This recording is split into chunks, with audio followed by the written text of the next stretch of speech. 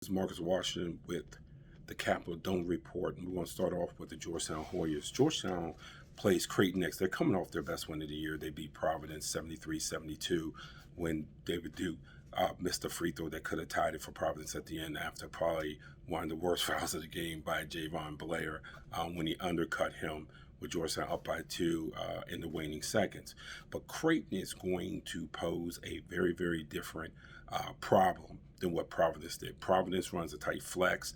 You saw them running a lot earlier in the game. They widened the flex out when Nate Watson got in foul trouble, something that really helped Georgetown because Watson was very, very effective along with A.J. Reeves at the very beginning.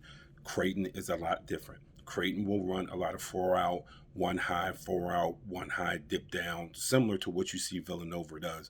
They're led by Marcus Zagorowski. He was Big East preseason player of the year. He is very effective, 14.9 points a game with 4.4 assists. But he's not the only one. Their leading scorer is Denzel Mahoney. Mahoney can go inside, he can go outside.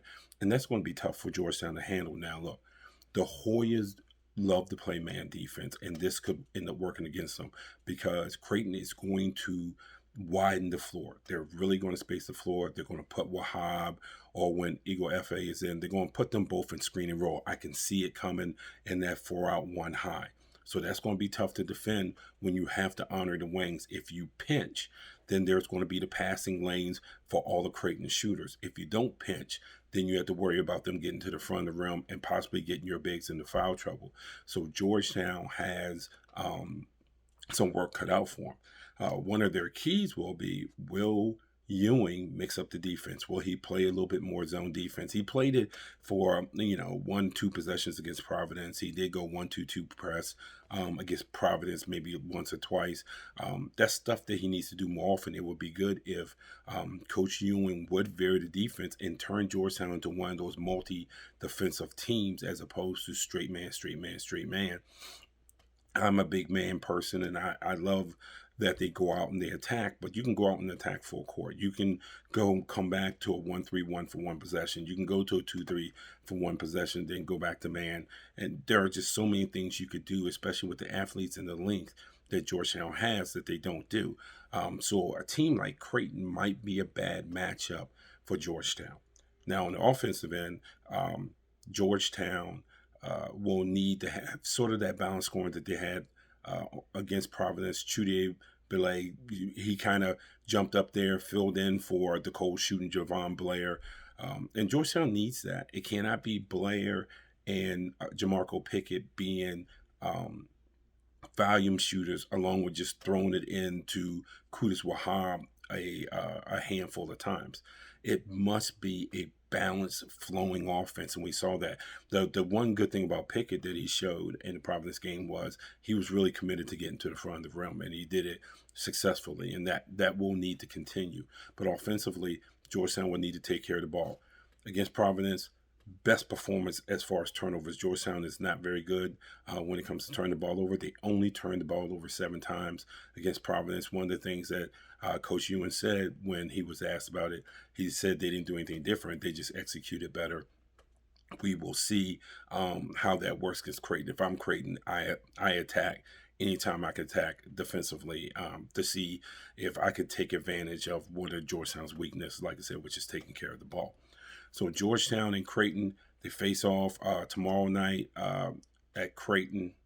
And look, we're going to have to see. It was the win against Providence the thing that kicks Georgetown forward for a late season run, or was it an aberration? We'll see, starting with Creighton, because Georgetown is going to have a tough stretch where they see Creighton twice. They're going to see Villanova again. So if they can capitalize off the momentum, the one thing that Pat Ewing said that is so true, which is they've played so many close games this year. And this is where turnovers and execution has killed them at the end. So the one game that they did win when they didn't turn the ball over and they executed at the end, is that the starting point? Is that the jumping point to a run? They are behind the 8 ball. No one's talking about them making the tournament. And really, on many levels, they shouldn't talk about them making the tournament because they're probably not going to unless they pretty much went out and then just make an incredible run in the Big East tournament. But that's neither here nor there. It all has to start or in this case, all continue after the Providence win with Creighton tomorrow night at Creighton on the road.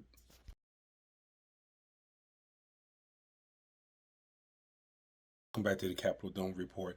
VCU has Rhode Island coming up. It's one of their bad losses of the year. They lost 83-68, were outscored 43-28 in the second half. And it was because Rhode Island really pounded the boards on VCU. They went ahead and out rebounded them, I think, by 10 rebounds or so, controlled in the second half. When Rhode Island misses a shot, they really do attack the boards. They're very, very aggressive. And Mike Rose spoke about that at his press conference yesterday, and some of the things and adjustments that VCU needs to make. And one of them is get them off the boards, lower turnovers. He said that 10 to 12 turnovers he can live with, but when they have 16, 17, 18 turnovers, it's hard for them to win, even though they generate so many possessions in the game with their pressure. What I found most interesting about what Coach Rose said was he said several times that this team needs to play together. And I think we saw some of it in the Rhode Island game the first time, certainly some of it in St. Bonaventure, that when things start to go wrong, guys start to do things on their own. And when they try to do things on their own, it just does not work out. The team becomes very stagnant on offense. They end up with a whole bunch of defensive lapses because players are trying to do more than what they're asked to do. So that is something that he addressed today. He addressed it several times today. And definitely, if VCU wants to beat Rhode Island the second time at Rhode Island, they're definitely going to have to play together as a team. That seemed to be the calling card, the theme of the day when Rhodes spoke to the media. Now we have a injury update. Both Levi Stockard and Keyshawn Curry have both been injured. It looks like Stockard's going to play, according to Rhodes. Curry, they're still waiting on. There might be an update later today. Certainly, VCU is going to need both of them in order to compete with Rhode Island tomorrow night. So, VCU, Rhode Island tomorrow night, big game for the Rams. Need to, again, play together as a team. Need to rebound the ball. Those two will be the keys and obviously take care of the ball. Those are going to be the keys if this time around the Rams of VCU, not the Rams of Rhode Island, but the Rams of VCU want to come away with a win.